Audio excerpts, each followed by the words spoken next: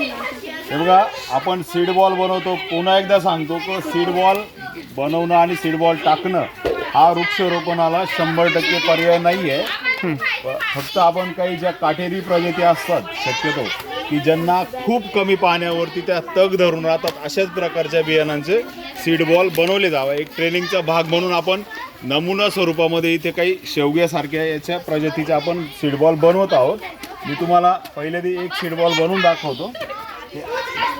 हे सीड्स आहे शेवग्याचं. शेवगा सर्वांनाच आवडतं. ओके, साधा गोष्ट आहे की आपण शेणखत आणि कशाचं मिश्रण आहे, मातीचं. बरोबर, त्याला आपण पाणी टाकलं, जैविक बुरशीनाशक टाकलं आणि मग आपण त्याचं सीड बॉल बनवतो. बघा, थोडक्यात हे सीड आहे आणि ही मातीचा गोळा आहे. बरोबर, तर हा सीड्स जो आहे याच्यामध्ये टाकून घ्यायचा आहे आणि जसं आपण लाडू करतो तर हे लाडू असे छोटे छोटे करायचे. ओके, तर अशा प्रकारे आपला एकदम छान सीड बॉल तयार झाला. याच्यापेक्षा लहान लहान करू शकतो आपण.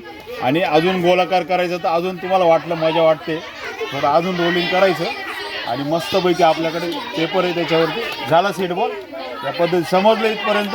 Very good. आणि त्याच्या हुशार मुलं शाळेची पटकन शिक्षण. Very good. चला, अशा पद्धतीने. पण मग आता याच्यानंतर हे सीड बॉल वाळवायचे.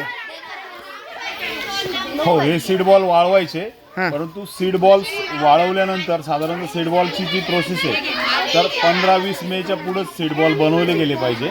आणि साधारणतः पावसाच्या अगोदर किंवा पावसाच्या सुरुवातीला हे संबंधित टेकड्या असतील, रिकाम्या जागा असतील त्या ठिकाणी आपल्याला टाकायचे किंवा सोडायचे. अच्छा, तुम्ही आता इथपर्यंत समजलं ना? आता तुम्ही सीड बॉल तयार चालू ठेवा करा आणि झालेले सीड बॉल एका ठिकाणी असे गोळा करा. कोरडे साईडला ठेवा.